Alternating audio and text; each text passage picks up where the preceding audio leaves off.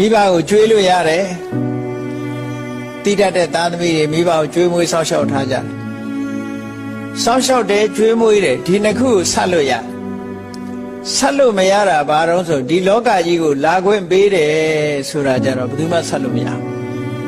မိဘသာလဲလှုပ်လို့ရတာဘာလို့ဆိုကိုကမိဘရဲ့နောက်မှာကိုကမွေးတာဟုတ်အဲ့တော့ဒီလောကကြီးကိုလာခွင့်ပေးတာကိုကမိဘကသာပေးတာကိုကမိဘကိုဒီလောကကြီးထဲလာခွင့်ပေးတယ်လို့ပြောလို့မရဒါကြောင့်ဒါကိုရည်ညွှန်းပြီးတော့လည်းဖြစ်နိုင်တယ်မိဘခြေစုကောင်းဆက်လို့မရဘူးဆိုတာ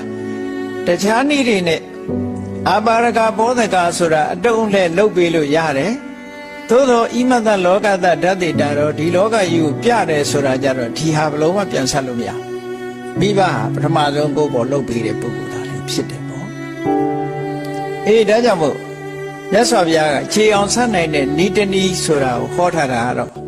ဓမ္မနဲ့ဆက်မှခြေတယ်လို့ပြောတာ